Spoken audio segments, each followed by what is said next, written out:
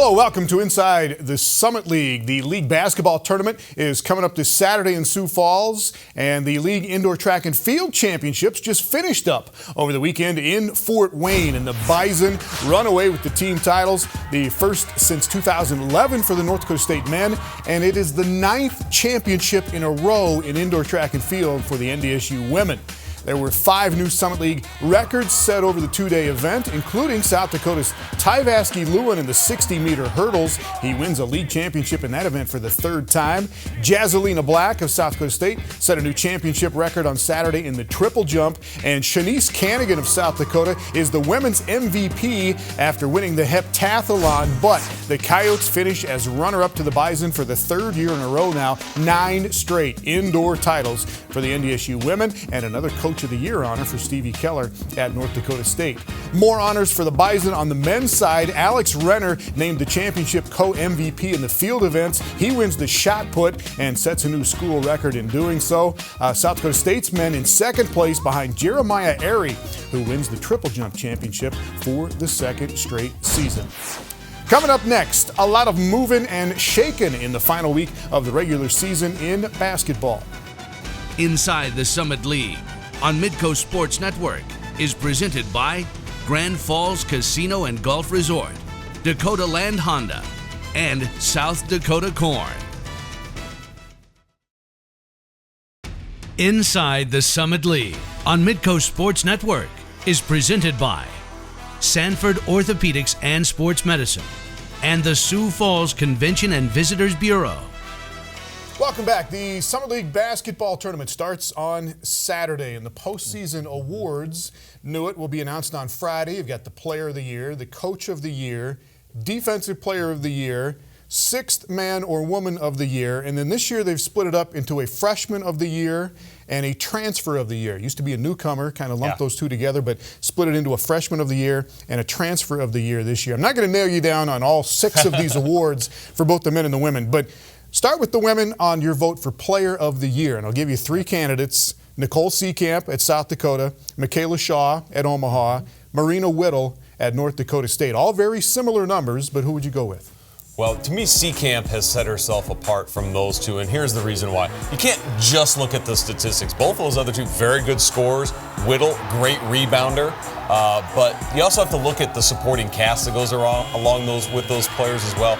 And Seecamp has a lot more scorers in her lineup. South Dakota's obviously won a lot of games with Seecamp.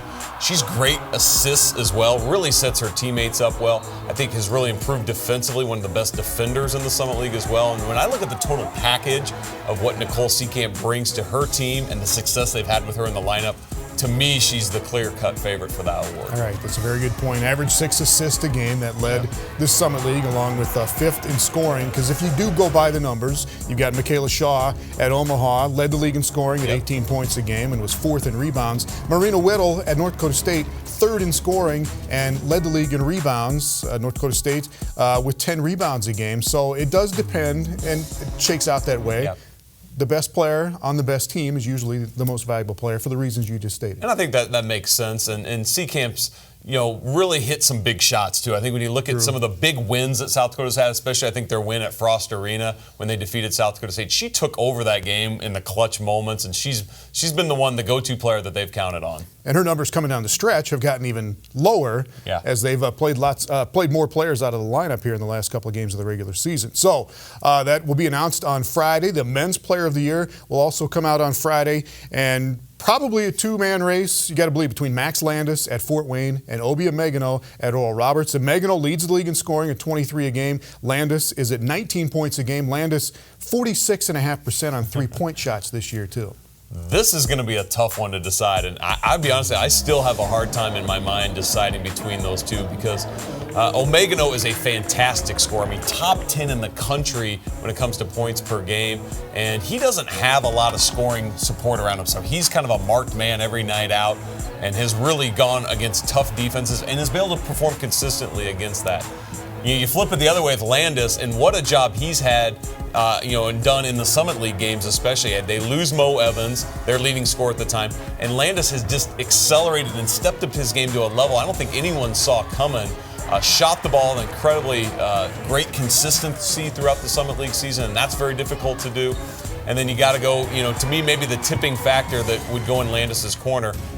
Fort Wayne wins ties for the regular season championship, is the #1 seed, and Max Landis, to me, a big reason why that happened. Yeah, best player on the #1 team, Fort Wayne, the top seed. Oral Roberts will go into the tournament as the 7th seed, but what a season again for Oregano. He's almost at 25 points a game in just Summit League play. But anybody at South Dakota State in consideration for this? The Jackrabbits tied for the league championship in the regular season with Fort Wayne, but anybody on that team that stood out enough to be a Player of the Year candidate? I think you have to consider George Marshall in that conversation because he's a very good scorer, but also a great defender as well. He really has a complete game, but I have a hard time putting Marshall, in my opinion, in the same level of play that Oregano and Landis have displayed in the Summit League games. And that's not really to take anything away from Marshall. He has a great supporting cast around him. Mike Dahm has obviously had a great freshman year. You could throw his name in there possibly, but I don't ever see a freshman winning Player of the Year. That'd be a pretty rare occasion. Yeah, he will be in the running, obviously, for Freshman of the Year, maybe 6th Man of the Year. But again, all of those awards will be announced on Friday as we head into the Summit League tournament on Saturday. When we come back, the rundown on the final week of the regular season in men's basketball. Was it an upset when IUPUI knocked off IPFW on Saturday? And we'll take a look at the first-round matchups in the tournament when we come back on Inside the Summit League. Inside the Summit League on Midco Sports Network is presented by Grand Falls Casino and Golf Resort, Dakota Land Honda, and South Dakota Corn. Inside the Summit League on Midco Sports Network is presented by Sanford Orthopedics and Sports Medicine and the Sioux Falls Convention and Visitors Bureau. Welcome back now to men's basketball and the final week of the regular season. Fort Wayne is going to go into the tournament coming up this weekend, as the #1 seed for the first time in their school history in the Summit League. Hats off to John Kaufman, the head coach there, and his team for taking the #1 seed. That is a great accomplishment for them, again, considering they lose Mo Evans early in the Summit League season. And Fort Wayne played great basketball, very consistent basketball as well. Played great on their home floor, only one loss there, and they certainly were deserving. Let's go back to the week that was and started on Thursday. South Dakota, don't know what to think of these guys going into the tournament. They're going to be the #8 seed, but they go to IUPUI and beat the Jaguars 85-82. Huge game for Darrell Combs in this one with 32 for the Jaguars, but Tyler Flack with 22, and the Coyotes get the win on one of the toughest places on the road to go and win. USD was a very motivated team in this game. They knew they needed a win to get into the Summit League tournament. They got it, and a huge road win for them. And they're a team they're a scary team for other teams to have to face in Sioux Falls. Also on Thursday, South Dakota State at home against North Dakota State. The Jackrabbits win 71-59. This game was close throughout. North Dakota State played without leading scorer Paul Miller and point guard Kai Cabellas, who was out with an injury. And this game was close until South Dakota State made a run late in the second half. Yeah, it wasn't until the end of the game that South Dakota State finally pulled away. North Dakota State depleted roster, though, but Dave Richmond, he had his guys playing their style of basketball. They hung in the game for quite some time. And I think the big key for North Dakota State heading into the tournament is, can they get healthy? Those guys did come back and play on the weekend, but A.J. Jacobson, 19 points in that game for North Dakota State. Mike Dahm off the bench with 20 to lead South Dakota State to that win. In Omaha on Thursday, the Mavericks, another game in the hundreds, knew it. I think this is the 6th time this season they've gone over 100. 102-98 over Oral Roberts. Devin Patterson with 29. Tradeon Hollins, 16 points and 10 assists in this game for Hollins. Well, they got the tempo up and rolling, and Oral Roberts was content to play at that pace as well.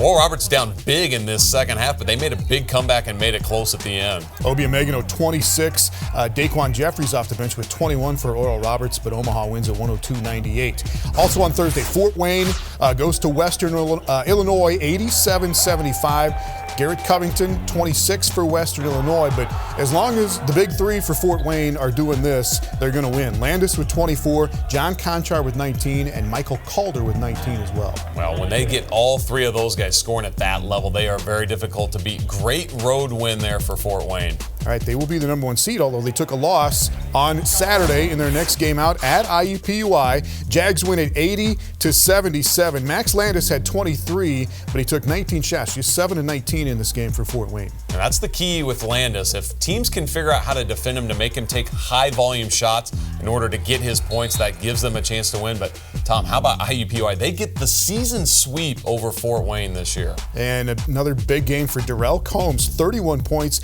and 8 assists. That follows up his game of 32 in that loss to South Dakota as the Jaguars get the win there.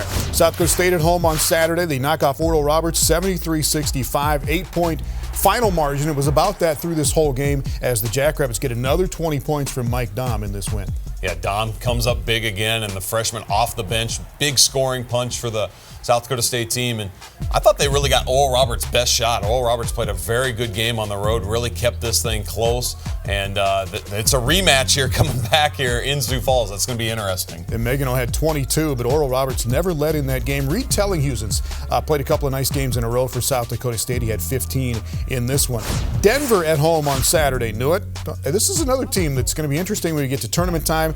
They beat North Dakota State 70-59. Paul Miller did come back and play in this game for the Bison.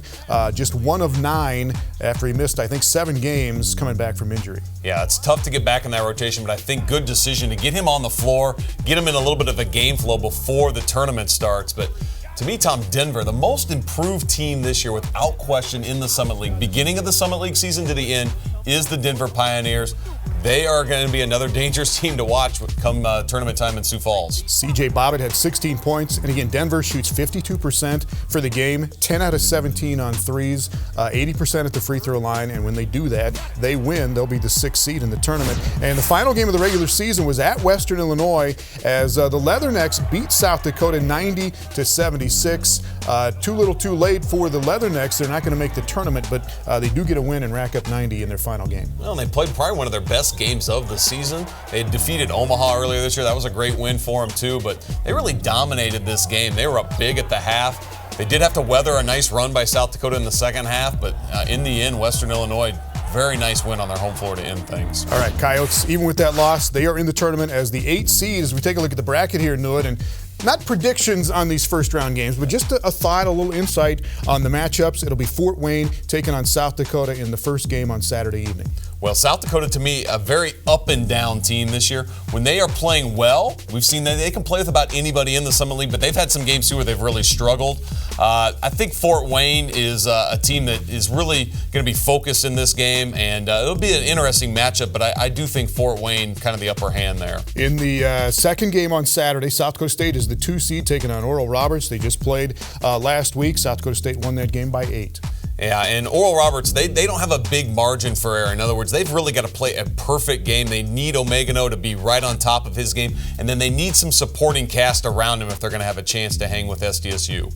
All right, on Sunday in the first game, it'll be the 4-5 matchup. IUPUI taking on North Dakota State. Should be a really good game. That is going to be a great game. Those are very evenly matched teams that have played close games all season long, especially the game in Indianapolis. That was a down-to-the-wire, 1-point game that IUPUI was able to win, and that's going to be a great, great matchup on Sunday. Yeah, they did split, and it was a close game as well. In Fargo, North Dakota State beat IUPUI by 4 in that game. And then the final game on Sunday will be Omaha and Denver, and this should be interesting as well. Omaha, 6 games over 100 this year. Denver will try to keep it, in the 50s maybe? Yeah, I liken this to a car whose transmission isn't working. It's going to be go fast, stop, and the thing is, you got to remember, Denver went and won at Omaha, and they were able to exert their will in that game as far as pace of play. If they can do that again, they're going to give themselves a chance. The 2 lowest totals Omaha has had this year in league play have been the 2 games against Denver. So, all right, Saturday coming up on the men's side in the Summit League tournament. When we come back, we will take a look at the women's side of things. The Coyotes complete one of the best regular seasons in Summit League history. Are they the heavy favorites now to win the postseason tournament as well? Inside the Summit League on Midco Sports Network is presented by Grand Falls Casino and Golf Resort, Dakota Land Honda, and South Dakota Corn. Inside the Summit League on Midco Sports Network is presented by Sanford Orthopedics and Sports Medicine, and the Sioux Falls Convention and Visitors Bureau.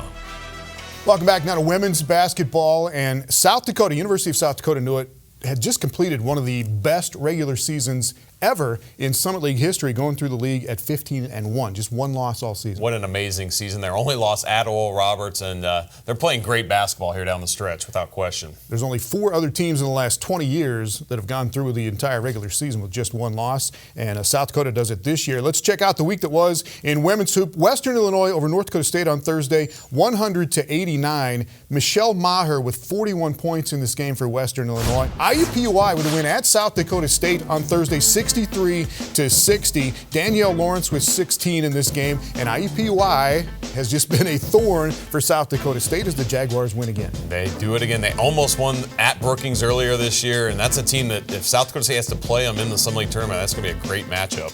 All right, South Dakota goes to Fort Wayne, wins it 90-63. Coyotes had 12 players score in this game, and they shoot at 61% as they keep rolling. On Saturday, Fort Wayne at home against North Dakota State, 85-69 as the Dons win this one. Camila Carter with 30 points, and this is the win that clinches a tournament berth for Fort Wayne. Yeah, great win for Fort Wayne. They get themselves in the tourney, and bad news there for North Dakota State, though. Thunstedt with 19 in that game as the Bison are not going to make the Summer League tournament. Omaha, a win at Denver, 70-60. Michaela Shaw, 22 points and 11 rebounds in that win for the Mavericks. South Dakota State goes to Western Illinois and squeaks out a 66-65 win. Ellie Thompson with the go-ahead game winner with about 13 seconds left after Sophie Reichelt had hit a 3 to put Western Illinois in the lead, but South Dakota State pulls it out 66-65. And in the season finale, South Dakota at IUPUI, Coyotes win again, 74-63. They had 11 players score. They're starting to play a lot more players. Seacamp with just 12 in this game, but South Dakota is rolling. They really are rolling, and they get a very difficult road win there. Look at the matchups in the Summer League tournament first round. You got the number 1 seed South Dakota taking on Denver first. Jackrabbits and Fort Wayne is game 2 on Saturday. And then the 4-5 matchup, always a good one. Western Illinois is a team I think you need to watch that could advance here in the tournament. Well, they're potent offensively, and if they get that rolling, they are a tough team to beat. And the 6-3 matchup on Sunday is IUPUI and Omaha on the women's side. Summit League tournament starting in Sioux Falls on Saturday. Thanks, Millet. Up next, it is softball season. South Dakota made it all the way to the Summit League championship in that sport last year. We will see what the Coyotes have coming back when we come back. Inside the Summit League on Midco Sports Network is presented by Grand Falls Casino and Golf Resort, Dakota Land Honda, and South Dakota Corn. Inside the Summit League on Midco Sports Network is presented by Sanford Orthopedics and Sports Medicine and the Sioux Falls Convention and Visitors Bureau. Welcome back. The Summit League softball season has started with teams in tournaments in Florida and Arizona and Las Vegas. South Dakota is trying to build a program after finishing second in the league tournament last year. After reaching the Summit League Tournament Championship in 2015, the Coyotes softball team is eager for a fresh start and a chance to make its first Division I NCAA tournament. Head coach Amy Kleiss says the team has been preparing for the start of the spring season with a feisty over fundamentals mentality. We work being mentally tough and being able to take on a challenge. And I think that no matter what, when you compete, that's more important than if you have the exact perfect swing or fundamental fielding or ground ball. So we try and do a ton of challenges to set our kids up for being in that situation once we get to a game. The Coyotes lost 4 seniors from last year, but Yvonne Minogue, an all-region performer who led the Summit League in batting and the nation in doubles, is back in her last season as a Yote. Minogue hit .470 with 9 home runs, 39 RBIs, and 55 runs scored, and broke a 20-year-old Summit League record for season hits with 93, which ranked second nationally. Other returning seniors are pitcher Madison Frayne, outfielder Katie Cochran, and infielder Sydney Hancock. Coach Kleiss is looking to the seniors as captains. We have Yvonne and Sid and Madison and Katie, who have all had different experiences here and have had different roles since they've been here, but it's a really, really good base and balance of different personalities and different strengths as captains and leaders. Coach Kleiss enters the 2016 season 4 wins shy of 200 during her USD career that began in 2007. Kleiss also has the best win percentage in program history. The Coyotes have made it to the Summit League tournament all 3 years since gaining eligibility in 2013 and have scored a plethora of runs to get there. In 2015, the Coyotes ranked 15th in slugging percentage and 28th out of 289 nationally in scoring. The Yotes also set a Summit League record with 77 home runs, which was 17th nationally last season. All-conference pitchers Rachel Q and Madison Frayne ranked 7th and 8th respectively in school history for wins. The two combined for 25 of USD's 30 wins last season. The Coyotes will travel to Florida during the spring break recess to play the 2-time defending champion Florida Gators. Coach Kleiss says this game will bring excitement to the players and fans. A ton of fans and people local who have followed our schedule, that's the first game that they always talk about, and kids who watch the World Series on TV and stuff. Everybody's really excited that we get to go play Florida, and it kind of pulls a different interest that we're competing against a team of that caliber, which is awesome. In addition to Florida, there are 6 teams on South Dakota's schedule who are ranked in the top 25 or are receiving votes. The Coyotes kick off their season this Friday in Las Vegas and will start off home games come April. And again, the Summer League Basketball Championships start on Saturday. We've got the first round games and the semifinals live on Midco Sports Network in the Dakotas and Minnesota and on ESPN3 everywhere.